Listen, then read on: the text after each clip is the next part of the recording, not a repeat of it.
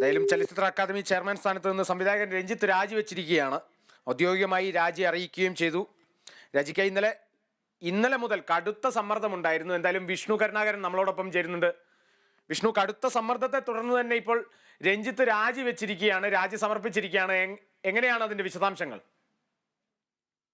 തീർച്ചയായിട്ടും രഞ്ജിത്ത് രാജിവെച്ചത് കടുത്ത സമ്മർദ്ദം മൂലം എന്ന് തന്നെയാണ് വ്യക്തമാക്കാൻ സാധിക്കുന്നത്. കഴിഞ്ഞ ദിവസമെല്ലാം രഞ്ജിത്തിനെതിരെ ആരോപണം ഉയർന്നപ്പോൾ തന്നെ ശക്തമായ എതിർപ്പുകൾ ഉണ്ടായിരുന്നു. രഞ്ജിത്ത് ചലച്ചിത്ര അക്കാദമി ചെയർമാനായി തുടരേണ്ട സാഹചര്യമില്ല എന്ന് തന്നെയായിരുന്നു എതിർക്കുന്നവരെല്ലാം അറിയിച്ചിരുന്നത്. പ്രതിപക്ഷം അടക്കം രഞ്ജിത്തിന് രാജി ആവശ്യപ്പെട്ട് രംഗത്ത് വന്നിരുന്നു. അതോടൊപ്പം തന്നെ സംസ്ഥാന സർക്കാർ ഒരു നിലപാടെടുത്തത് രഞ്ജിത്ത് പ്രഗത്ഭനാണെന്നാണ്. അതിനും വലിയ വിമർശനമാണ് ഏറ്റുവാങ്ങേണ്ടി വന്നത്.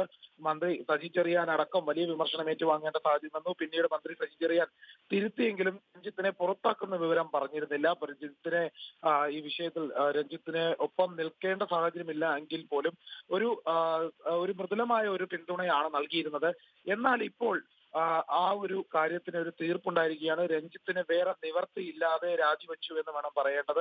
അതായത് സാധാരണഗതിയിൽ രഞ്ജിത്ത് ഇന്നലെ ഈ വിഷയങ്ങളിലെല്ലാം എതിർപ്പ് അറിയിച്ചിരുന്നു, നിഷേധിച്ചിരുന്ന ഒരു സാഹചര്യമായിരുന്നു. ഈ ആരോപണങ്ങളെല്ലാം രഞ്ജിത്ത് അപമര്യാദയായി ബംഗാളി നടിയോട് പെരുമാറിയെന്നടക്കമുള്ള കാര്യങ്ങളിൽ വലിയ വിമർശനം ഉയർന്ന സാഹചര്യത്തിലാണ് ഇന്ന് രാവിലെ രഞ്ജിത്ത് അറിയിപ്പുമായി മുന്നോട്ട് വന്നിരുന്നത്. അതായത് ഇന്നല്ലെങ്കിൽ നാളെ രാജി ഉണ്ടാകും, എന്നാൽ വളരെ വേഗത്തിൽ രാജിവെക്കുന്ന കാര്യത്തിൽ തീരുമാനമായിട്ടില്ല എന്നടക്കമുള്ള കാര്യങ്ങളാണ് അറിയിച്ചിരുന്നത്. പക്ഷേ വളരെ അപ്രതീക്ഷിതമായാണ് ഇപ്പോൾ പെട്ടെന്ന് തന്നെ രാജി പ്രഖ്യാപിച്ചത്. ഔദ്യോഗികമായി രാജിവെക്കുന്നു എന്ന അറിയിപ്പുണ്ടായിരുന്നു. രഞ്ജിത്ത് ഇപ്പോൾ കോഴിക്കോടാണുള്ളത്. ഏതായാലും ഈ വിഷയത്തിൽ രഞ്ജിത്തിന്റെ പ്രതികരണമൊന്നും ഇപ്പോൾ ലഭ്യമല്ല. പക്ഷേ രാജിവെച്ചു എന്നുള്ളത് ഔദ്യോഗികമായി സ്ഥിരീകരിച്ച ഒരു വിഷയം തന്നെയാണ്. കളിദാസൻ, തീർച്ചയായും ഇനിയിപ്പോൾ സർക്കാരിന്റെ ഭാഗത്തുനിന്നും ഉള്ള നടപടികളാണ് നമ്മൾ ഇനി കാത്തിരിക്കുന്നത്, അല്ലേ വിഷ്ണു? തീർച്ചയായിട്ടും രാജി സമർപ്പിച്ച സാഹചര്യത്തിൽ ഇനി രാജി സ്വീകരിക്കുക, അല്ലെങ്കിൽ അതുമായി ബന്ധപ്പെട്ട കാര്യങ്ങൾ നടപടി എടുക്കുന്ന കാര്യവുമായി ബന്ധപ്പെട്ടാണ് ഇനി ചോദ്യമായി മുന്നോട്ട് നിൽക്കുന്നത്. അതായത് രഞ്ജിത്തിനെതിരെ ഉണ്ടായ ഈ ആരോപണത്തിനെതിരെ ഒരു കൃത്യമായ നടപടി സ്വീകരിക്കുമോ എന്നുള്ള കാര്യമാണ് ഇനി നോക്കി കാണേണ്ടത്. ഏതായാലും ബംഗാളി നടി കഴിഞ്ഞ ദിവസം തന്നെ വലിയ രീതിയിലുള്ള ഒരു ആരോപണമാണ് രഞ്ജിത്തിനെതിരെ ഉയർത്തിയത്. അപമര്യാദയെ പെരുമാറി, ശരീരത്തിൽ സ്പർശിച്ചോ നടക്കുമുള്ള കാര്യങ്ങളുണ്ട്. അതിന്റെ അടിസ്ഥാനപ്പെടുത്തി ഇനി രഞ്ജിത്തിനെതിരെ ഒരു അന്വേഷണം വരുമോ എന്നുള്ള കാര്യം മാത്രമാണ് ഇനി നോക്കി കാണേണ്ടത്.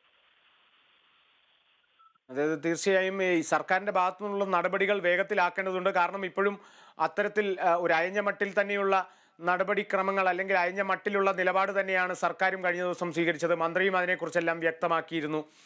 ഇതിനെക്കുറിച്ചെല്ലാം കൂടുതലും നമുക്കിനിയും വരും മണിക്കൂറുകളിലെല്ലാം അറിയേണ്ടതുണ്ട്. മാത്രമല്ല ഇപ്പോൾ കഴിഞ്ഞ വെളിപ്പെടുത്തലുകൾ മാത്രമല്ല, ഇനിയും നിരവധി വെളിപ്പെടുത്തലുകൾ ഉണ്ടാകും എന്ന് തന്നെയാണ് പ്രതീക്ഷിക്കുന്നത്.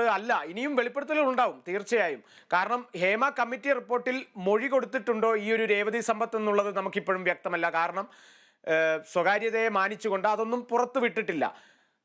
എന്തായാലും അതിലുള്ളവർ തന്നെ, അല്ലെങ്കിൽ മൊഴി കൊടുത്തവർ തന്നെ, അവർ കൃത്യമായി അത് പറഞ്ഞുകൊണ്ട് ധൈര്യത്തോടെ മുന്നോട്ട് വന്ന് അവർ പ്രതികരിക്കണം എന്ന് തന്നെയാണ്. കാരണം ഇത്തരത്തിലുള്ള പലതരത്തിലുള്ള ആരോപണ വിധേയർ അല്ലെങ്കിൽ ഇത്തരത്തിൽ ഈ മോശമായ രീതി ചെയ്തിട്ടുണ്ടെങ്കിൽ, അല്ലെങ്കിൽ വനിതാ പ്രവർത്തകരോട് ഇത്തരത്തിൽ മോശമായ രീതിയിൽ അവർ പെരുമാറിയിട്ടുണ്ടെങ്കിൽ അവർ തീർച്ചയായും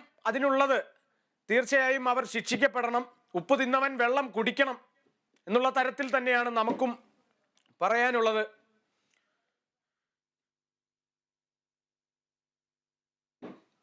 എന്തായാലും രഞ്ജിത്തും രാജി സമർപ്പിച്ചിരിക്കുന്നു. സിദ്ദിഖും രാജി സമർപ്പിച്ചിരിക്കുകയാണ്.